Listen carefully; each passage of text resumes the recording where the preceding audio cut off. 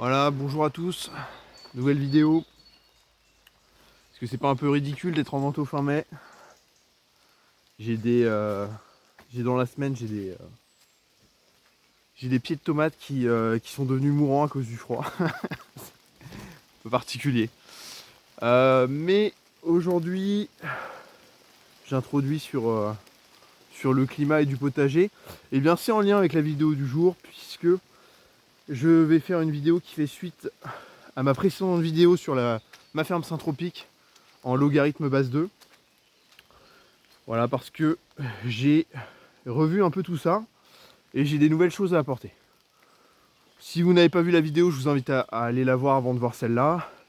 Et puis voilà, pour simple rappel, la syntropie en agriculture, c'est un concept qui vise à augmenter la fertilité du sol, à accroître la croissance des plantes.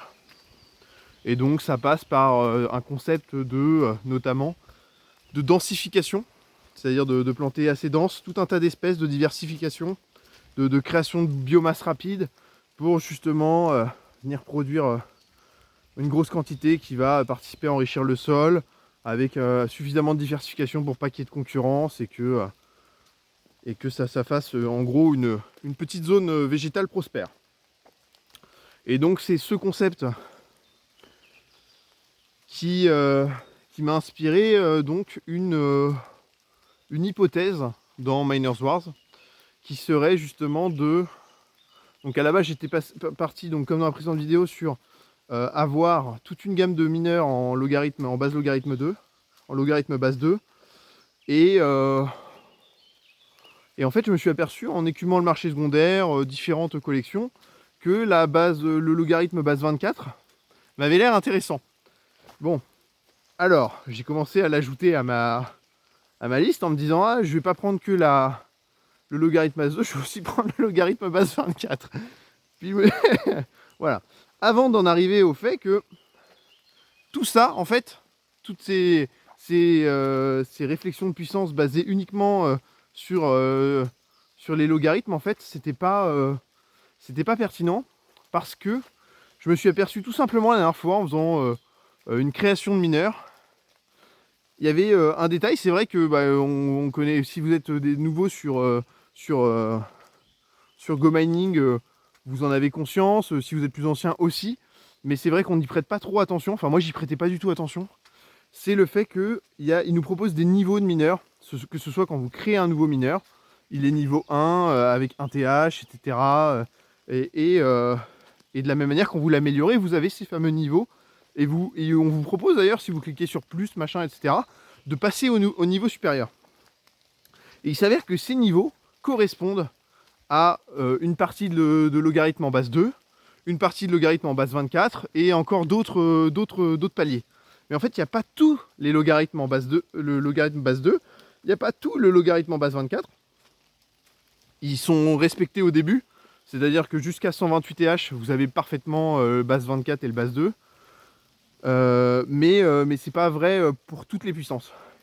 Et donc en fait, au niveau de la distribution, de ce qu'ils prennent en compte, ça me paraît évident aujourd'hui qu'en fait il faut pas se baser sur nous des logarithmes qu'on aurait imaginés ou quoi que ce soit, mais en fait se fier à leur palier de puissance. Donc voilà, donc mon nouvel objectif,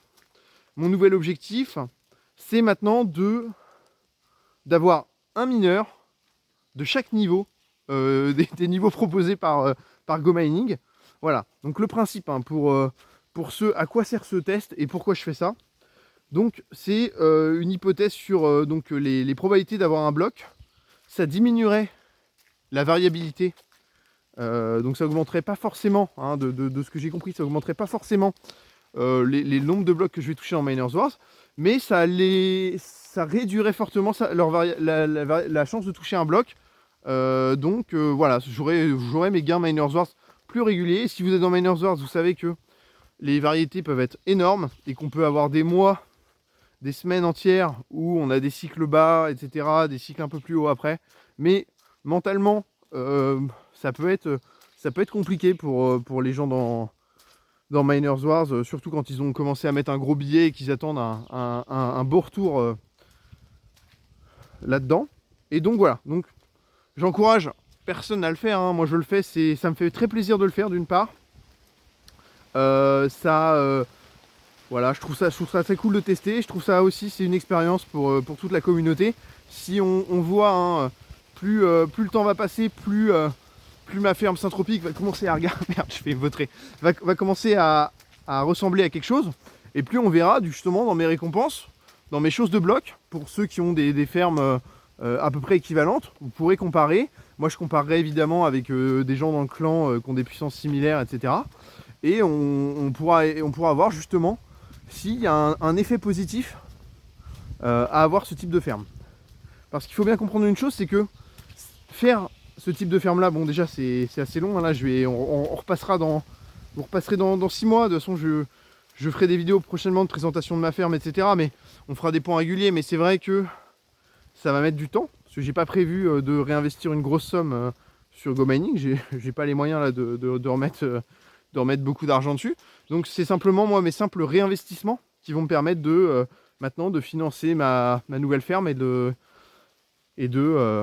réorganiser tout ça. Donc j'ai commencé, j'ai fait un gros boulot puisque j'ai vendu une grosse machine à 9000 $ la semaine dernière.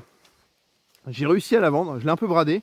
Au final, bon, manque de bol, j'aurais pu la vendre plus cher suite à la nouvelle mise à jour, mais je l'ai vendue avant d'avoir les effets de la mise à jour. Et donc évidemment, mon 20 watts que j'ai vendu un peu en dessous de 21 €, évidemment, j'aurais pu le vendre au moins à 21, 22 après cette mise à jour. Donc mauvais timing pour moi. Je l'ai quand même vendu en plus-value par rapport à mon prix d'achat. J'ai pas fait une plus-value énorme, j'ai fait quelques centaines d'euros, mais on va dire c'est toujours ça de prix. Et j'ai commencé à réorganiser fortement ma ferme. Donc là j'ai toute une petite armée de mineurs. Et oui, c'est pas le fait de faire ça, c'est pas du tout optimisé si vous voulez.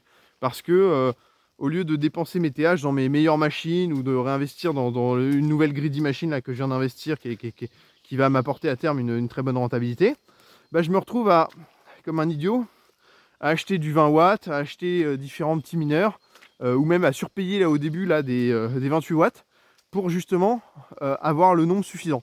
Donc c'est à dire que là moi c'est clairement un investissement, c'est clairement pas du tout optimisé. C'est pour ça que je vous le recommande pas, hein. Pour le moment je vous recommande de plutôt vous optimiser. Et puis à terme, s'il y a un vrai intérêt, bah écoutez, après évidemment, hein, si ça vous fait marrer, je sais qu'il y en a certains là qui ont envie de tester le concept. Et je comprends, hein, c'est plutôt intéressant comme concept. Donc on va suivre ça avec attention. Et voilà. Bon bah écoutez, je vais m'arrêter là. À bientôt, bonne journée. Abonnez-vous, salut.